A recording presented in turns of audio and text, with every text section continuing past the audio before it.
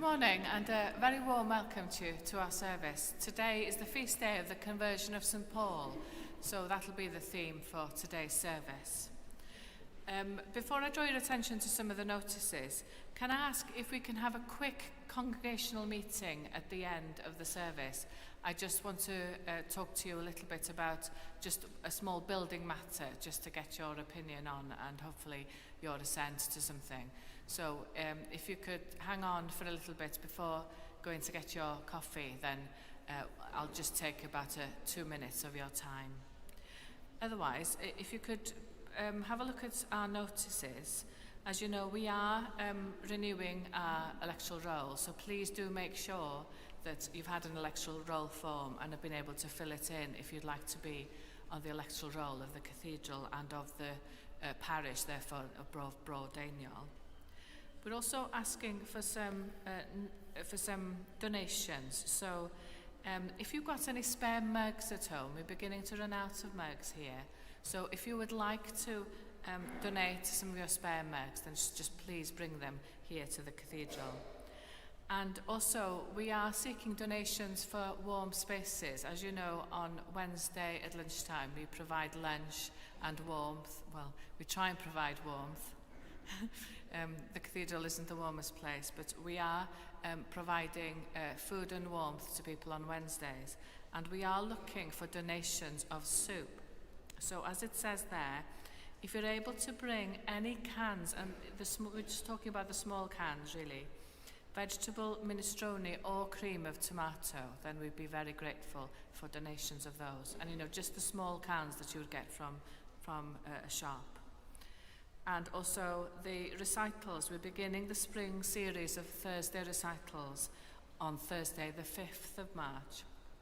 And the recitals won't be just music either. There'll be a variety of the arts as well. And also there's going to be a Sunday school now as well, every second Sunday at 10:15. Otherwise, there's quite a few other notices on the sheet, so please do take the notice sheet home with you to read. So now we'll spend a few moments preparing ourselves for our service.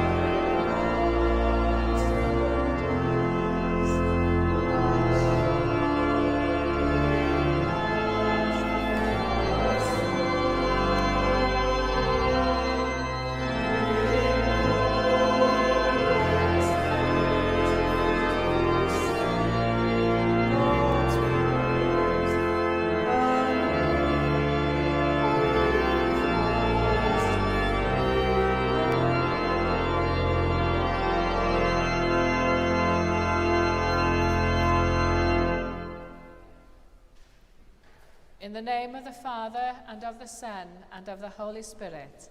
Amen. Grace and peace be with you. And keep you in the love of Christ. Turning to Christ, the light, who has dispelled the darkness of our world, let us rejoice in his power to save.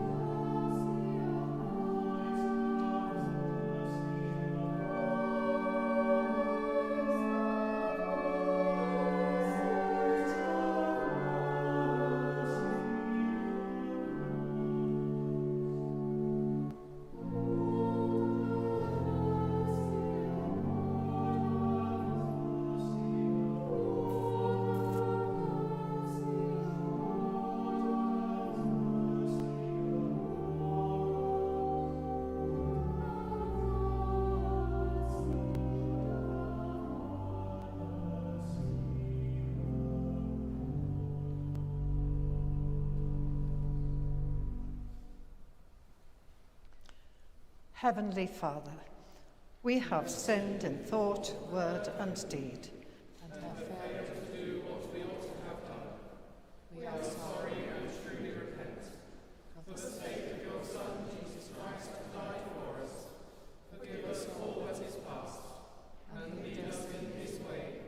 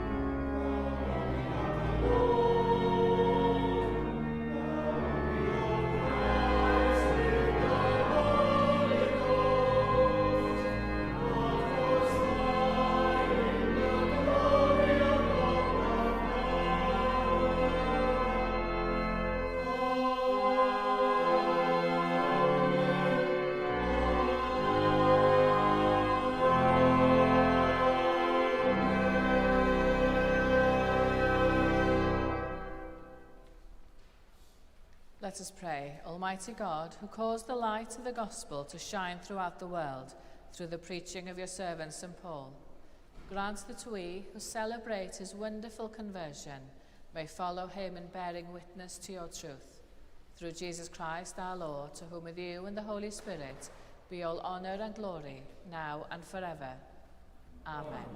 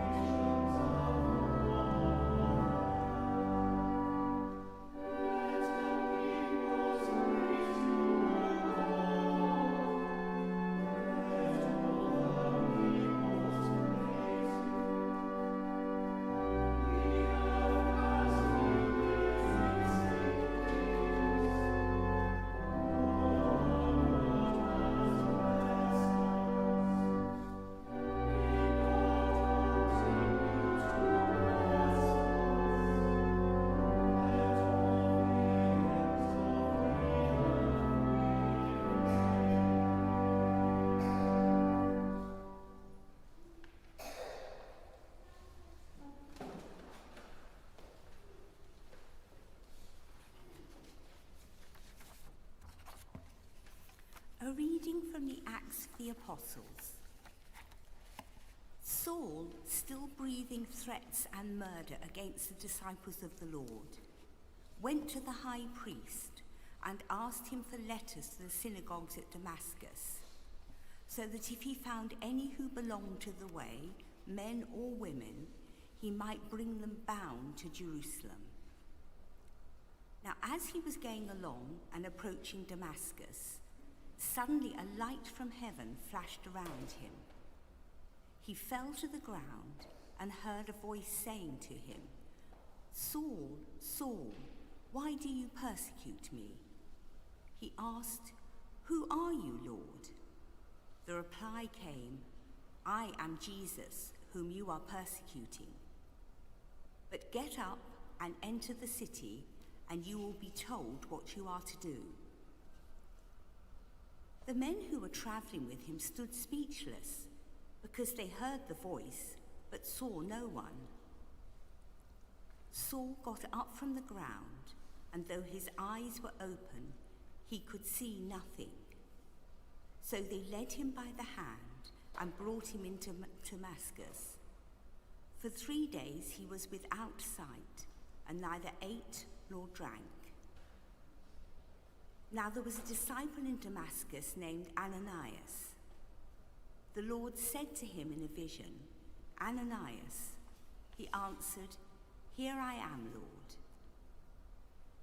The Lord said to him, "Get up and go to the street called Straight, and at the house of Judas look for a man of Tarsus named Saul. At this moment he is praying, and he has seen in a vision a man named Ananias come in and lay his hands on him, so that he might regain his sight." But Ananias answered, "Lord, I have heard from many about this man, how much evil he has done to your saints in Jerusalem. And here he has the authority from the chief priests to bind all who invoke your name." But the Lord said to him, "Go, for he is an instrument whom I have chosen to bring my name before Gentiles and kings and before the people of Israel. I myself will show him how much he must suffer for the sake of my name." So Ananias went and entered the house.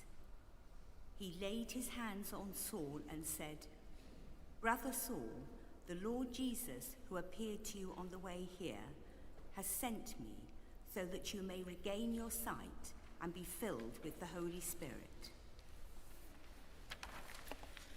And immediately something like scales fell from his eyes, and his sight was restored.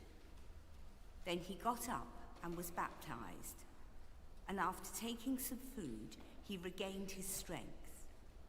For several days he was with the disciples in Damascus, and immediately he began to proclaim Jesus in the synagogues, saying, "He is the Son of God." All who heard him were amazed and said, "Is not this the man who made havoc in Jerusalem among those who invoke this name? And has he not come here for the purpose of bringing them bound before the chief priests?" Saul became increasingly more powerful and confounded the Jews who lived in Damascus by proving that Jesus was the Messiah. This is the word of the Lord. Thanks be to God.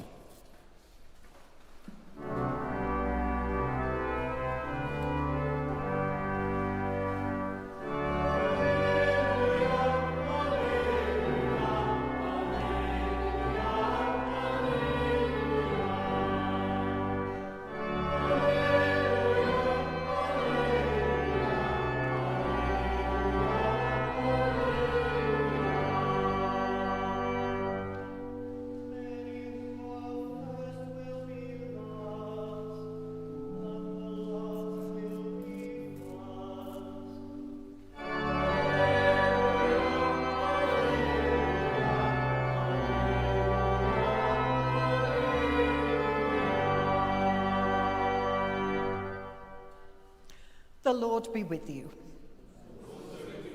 Listen to the Gospel of Christ according to St. Matthew. Glory to you, O Lord.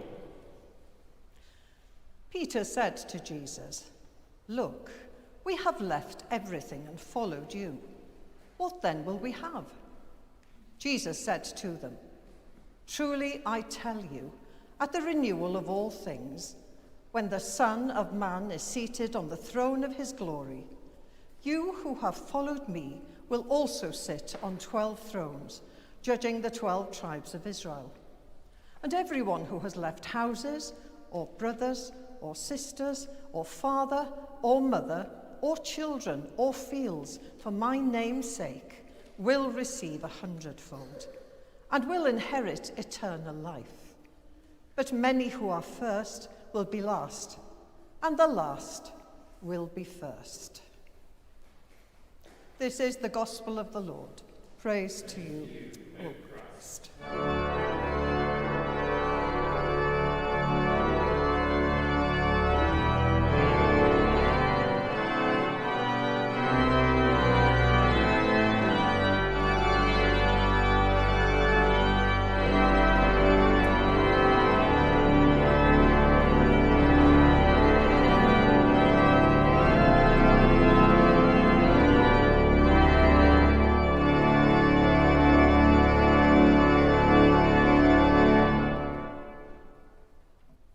In the name of God, Father, Son, and Holy Spirit. Amen. Please be seated. Our opening hymn is one of the most beautiful hymns that I've ever come across. I will cite the example of another hymn in a few moments, but this remains for me one of the most special. As a child, we sang this hymn repeatedly at many, many services, particularly when people die and the loved ones, together with the relatives, gather round for the service, and we sing this profound hymn. We also sing the hymn because of each one of us that have been through different seasons of our own lives, seasons where we experienced love and comfort, times in our lives when we went astray ourselves, during times of regrouping our thoughts about who we are, and during times of losing that space of who we are, and we return to that space of unknowing, a space where we grapple with some of the huge stuff of life. And when we grapple with those things, we tend to lose ourselves again, only to regain our composure again. And we do this again and again and again in the world. We do it again and again for our own selves.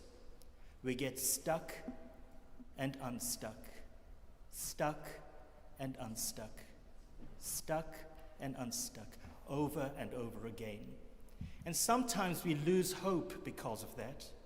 We lose hope and we think that we are in such a rut that we'll never get out of this rut, because we lose hope along the way. And God comes to us through all the people that surrounds us, all the people that we love and hold dear. They come and sidle up alongside us, whether we recognize it or not at that time. And so God comes to us today. And prior to this experience that the disciples have with Jesus, prior to that is the account given to us of a rich young man, a man who was asked to give up all his possessions. But instead of giving up his possessions, he chose to turn away from Jesus, to walk away from him who shared that message to him which sounded impossible to him. Perhaps it was because of the Roman law that insisted on charging taxes, because of the religious folk that insisted on taxes. And those taxes were so heavy and so burdened people that when he is asked to turn away from his possessions, he must have thought, how dare he ask me to turn away from my possessions? How dare he ask me to give up everything that I have to follow him? This is such an absurd thing to ask. And so he turns away and he is despondent. He's despondent because his possessions took precedence over his ability to give up his possessions. In a similar way, Jesus speaks to his disciples as he turns around to them and he asks them to do the same, to give up everything to follow him. How often are we asked the same question in our own lives? Follow me, Jesus asks of us. But it's not just to follow Jesus. He says, give up everything that you have. And I think that many of us get stuck on those words because many of us think that those words implies that you have to give up everything in the now, all your possessions in the now, because they had been awaiting the coming of the Messiah, and they were promised that the Messiah would be the one who would completely take over and completely help them to change the laws of their land, because they thought that this was imminent. This was the role of the Messiah, to change everything for them in the here and now. And so when they were asked to drop everything, they didn't want to do it because they felt initially that they were being asked of too much. And then they started to think, well, if he's the Messiah, and if he promises to give us everything in this life, maybe we will get 100-fold of what we have. And then they felt despondent again because they thought, well, we're not quite sure whether we should be giving up everything because we don't understand who this person fully is. Is he a rabbi that's come to teach us something new? Is he just an imposter that is asking to do something that we cannot do? And so they asked these many questions that made them too feel despondent. And on many occasions they must have wanted to leave, wanted to just get away from this man. But they continued to be with him, and they gave up everything.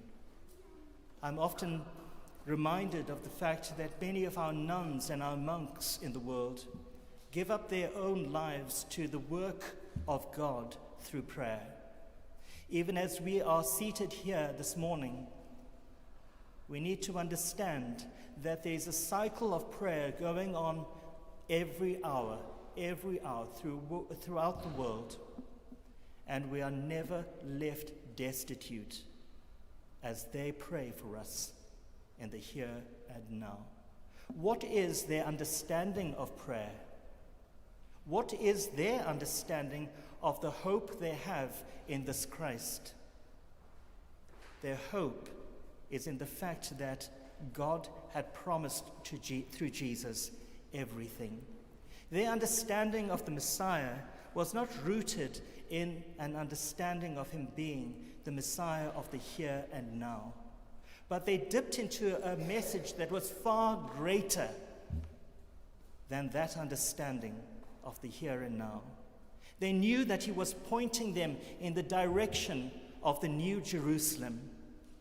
They understood it not as Jerusalem, or they still don't understand it as just Jerusalem.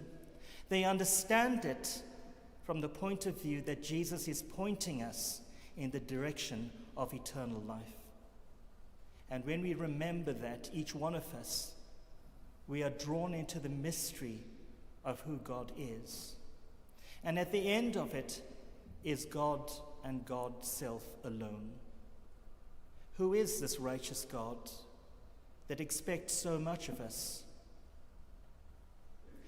Who is this God that expects us to live without sin in order for us to get to heaven? Who is the God who expects such perfection of each one of us that makes it impossible for us to live through the course of life in an authentic manner? God does not say that. The disciples did not hear a part of what God had to say to them through this Messiah, through this new rabbi who lived amongst them. They didn't hear that what he was saying was, you can't do all of these things alone. You have to do it knowing that God holds you by your hand. And through in each moment as you live your lives, even though you fall into sin repeatedly, God is holding you through this entire process. And God is constantly forgiving you, because God is so large and He's so gracious to each one of us. And that largeness of who God is enough to encompass each one of us, to hold us in His hands of love. I remember doing so many wretched things in my own life, things that I would rather forget, but they crop up in my memory from time to time. I am reminded of that, not that God wants to remind me of that, it's because I am reminded of that because of certain situations that I might find myself in. And because of that, I am reminded too of this gracious God who is bigger than me. Do you know that? Do you know in your hearts that God is bigger than all that you have, that all of who you are, and that God is pointing you in the direction of that new Jerusalem? There is a very popular song that was sung in South Africa for the first time by a Zulu-speaking man who wrote the song, I Jerusalema ikhaya lami, which means, Jerusalem, my home. Jerusalem, always my home.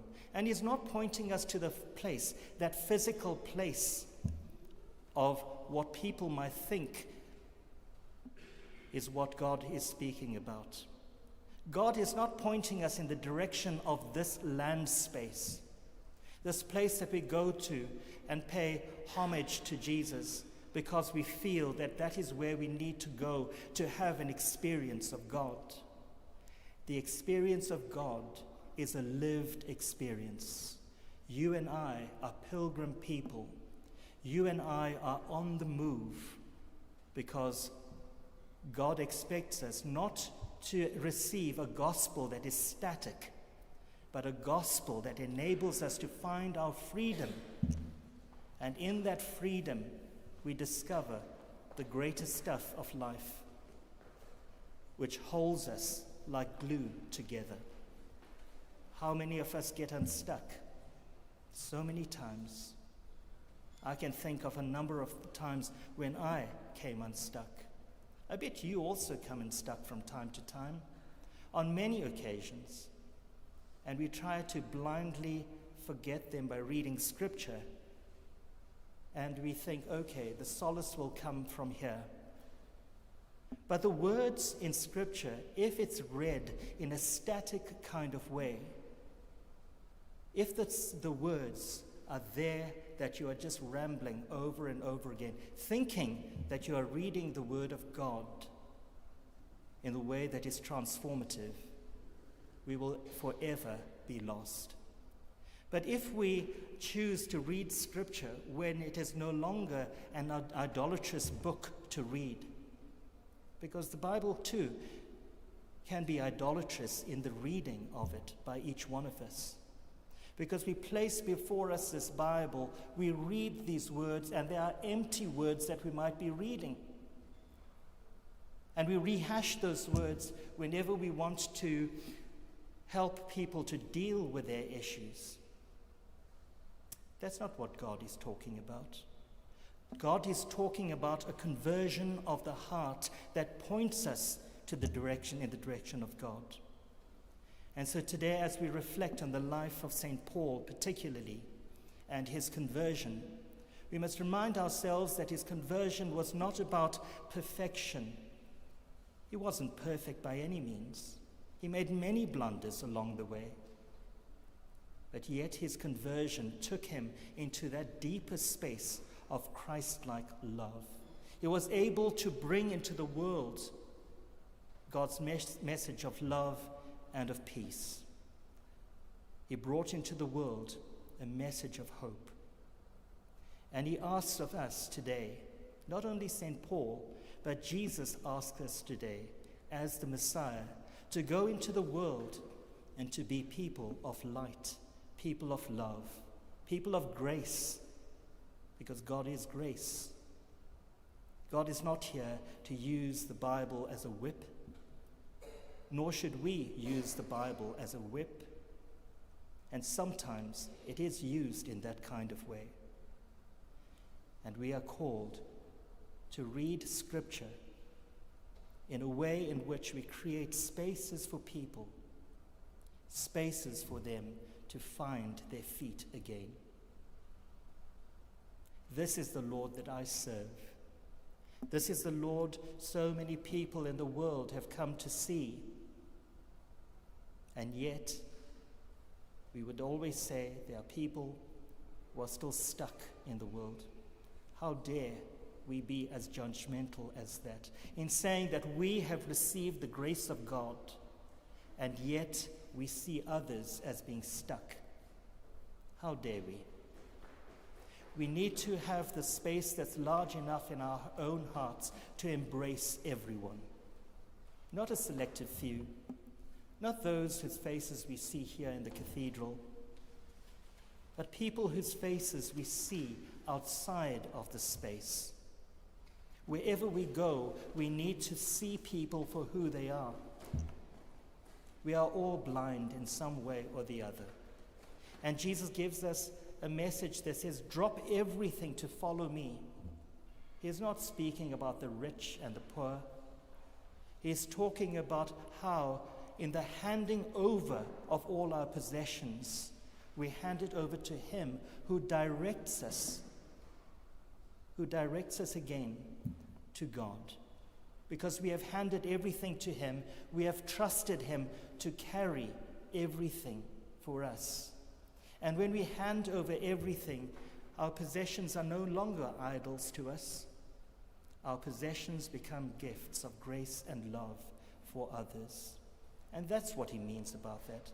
When your gifts are idolatrous and you cling to it, and you're unable to let go of it in the helping of others, in the building of the kingdom of God, we've got it all wrong. So today, we come before God to soften our hearts, to give us hearts of flesh, to break down the hearts of stone, and to come to him, seeking grace and love, so that we become people of grace and love. Amen.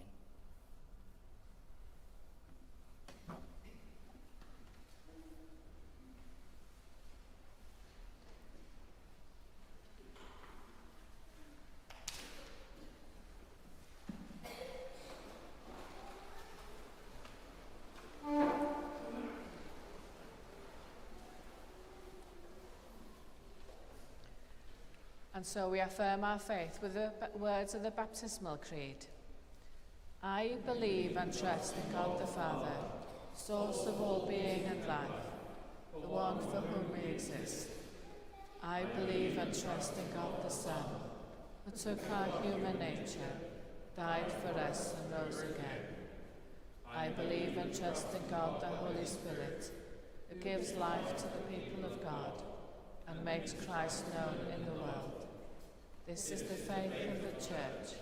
This is our faith. We believe and trust in one God, Father, Son, and Holy Spirit. Amen. Dear brothers and sisters, the light of Christ's glory has risen upon the world. Let us pray together for the world he has come to redeem, praying that the Church will be a light to the nations.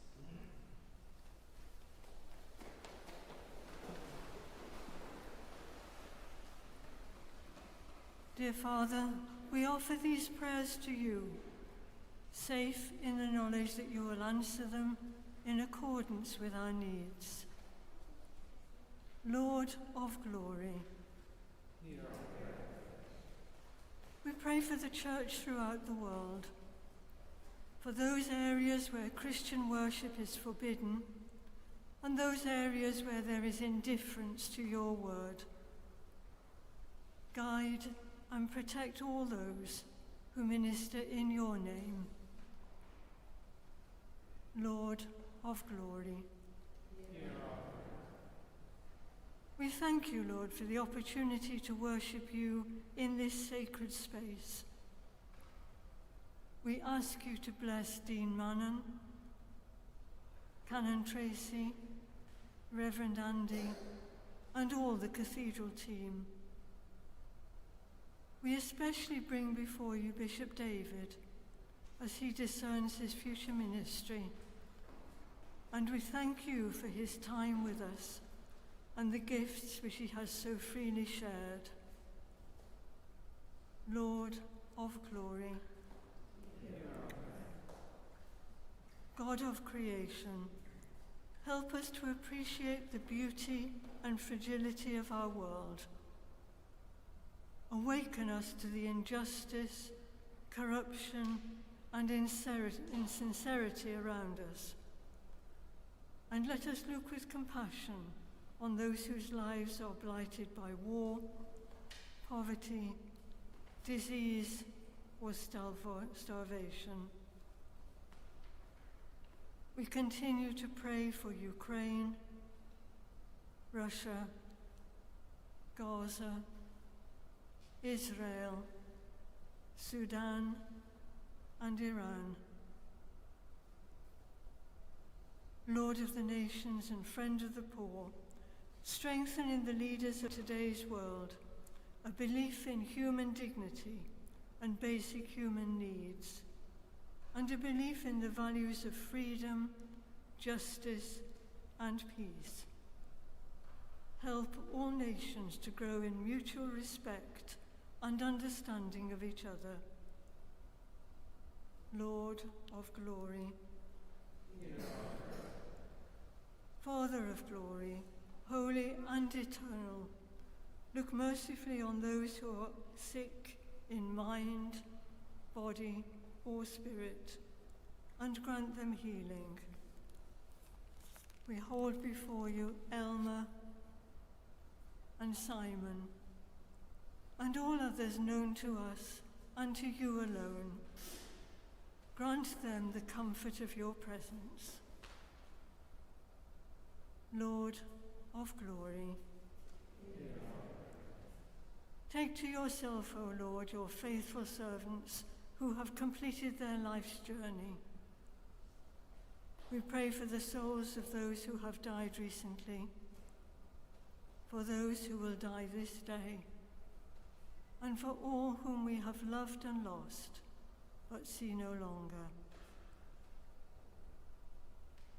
This week, we remember all those who died in the Holocaust. Rest eternal grant unto them, O Lord. Let light perpetual shine upon them. May they rest in peace and rise in glory. Eternal God, by the light of a star, you guided the nations to the dawning brightness of your Son, and the Magi's gift unfold the richness of his mission. Listen to the prayers we offer in his name, that all may be gathered into one to enjoy forever the glory of your Son, our Saviour Jesus Christ. Amen.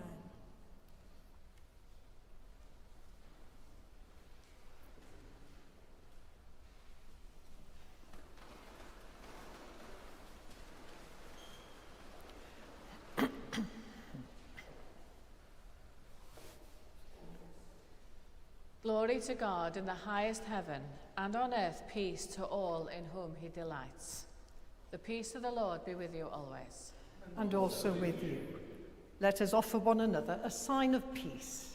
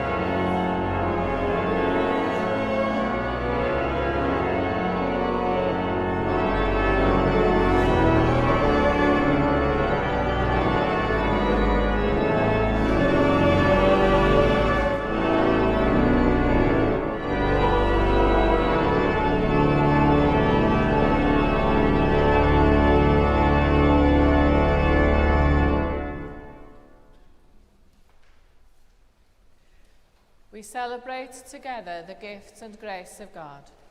We take this bread, we take this wine, to follow Christ's example and obey his command.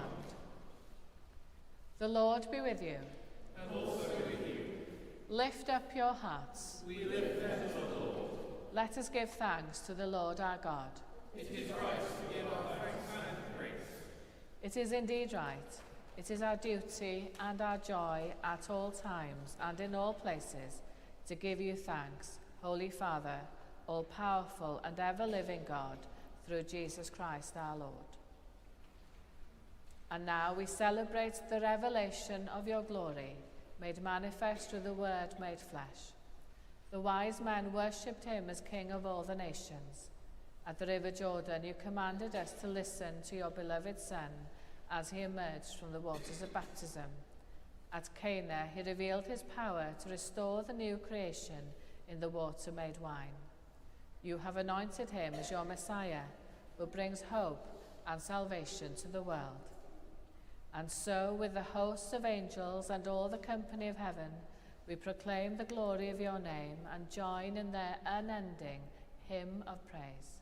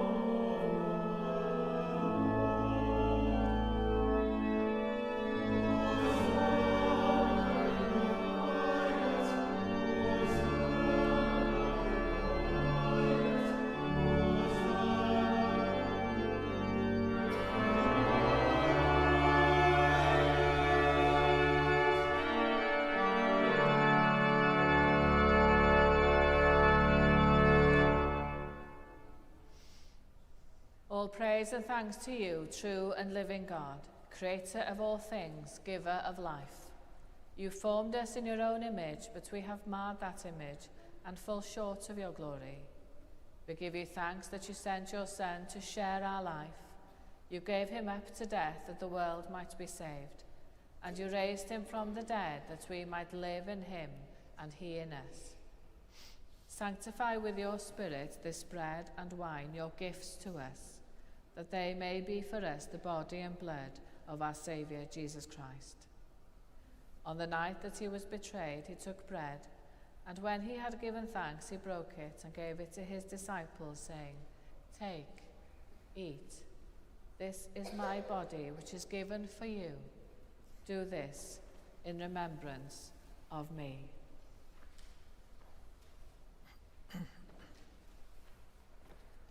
In the same way, after supper, he took the cup, and when he had given thanks, he gave it to them, saying, "Drink from this, all of you, for this is my blood of the new covenant, which is shed for you and for many for the forgiveness of sins.